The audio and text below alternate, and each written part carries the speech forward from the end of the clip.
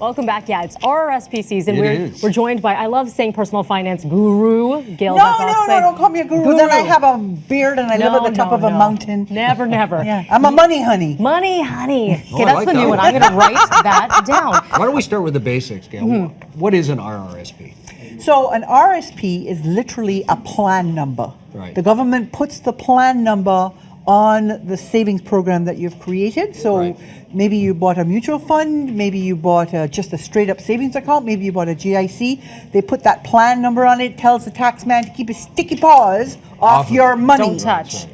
So what kind of investments can we put into RRSPs then? You can hold practically anything in an RSP. You can hold GICs, stocks, bonds, mutual funds. You can hold a limited amount of foreign property, and by that I don't mean real estate, I mean assets. So there is a huge amount of scope in terms of what you can hold inside an RSP. And it really is like a tax shelter for your life pretty much until you start taking some of the money back. Right? Absolutely. So all the money that goes into the plan is tax sheltered. So those people that have already paid tax on that money will get that tax money back. And those people, maybe they're self-employed, it's a way to limit the amount of tax they actually have to give to the tax man.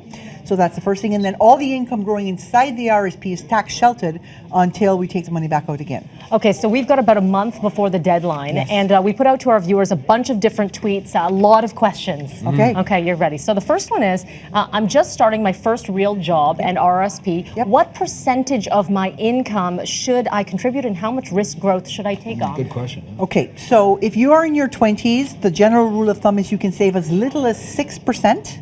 And you'll be fine in the long term. If you want to save 10%, that's great. You'll have more money. Throughout your entire career? Yes. The 6%? Exactly. If you wait until you're in your 40s, you have to save 18%, which is the RSP limit. Okay? In terms of how much risk you should take, that depends on a few things. It depends on your risk profile. So how nervous do you get when the market goes up and down? It depends on how long you're investing. She's investing for a really long time, so that's not really a big issue.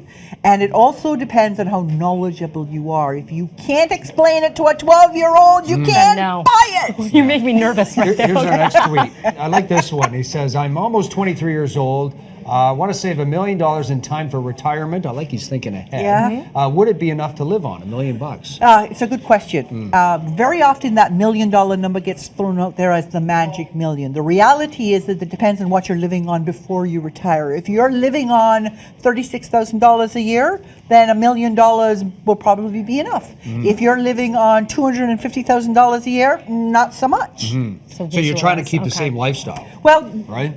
Anticipate that your lifestyle, your costs will go down a little. Most benefit plans, most retirement benefit plans use the 50 to 70% mark, saying that you will probably need 50 to 70% of the income you had before you retired. 50 to 70. Okay, last tweet for you. I'm almost 23 years old. Oh no, we've got that one, my apologies. Okay, for married couples, is it best to have individual or joint RSPs? Okay, is there there's any no difference? such thing as a joint RSP. It's a myth. There is no such thing as a joint RSP. What happens is Canadians listen to what's going on in the US. They listen to things like joint filing and so on, and they think the same rules apply here. They do not. Do we not have a spousal though?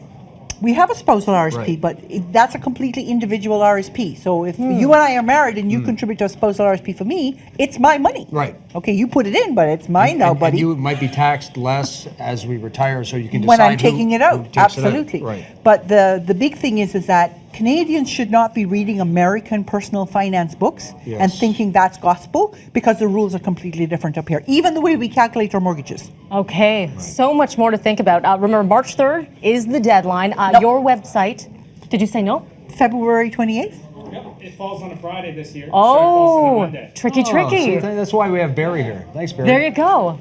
We'll just do it sooner rather than later. How about that? Your website, mymoneymychoices.com, because you've got all the answers. I need to listen to your financial gospel. All right. Thank you very much. My pleasure.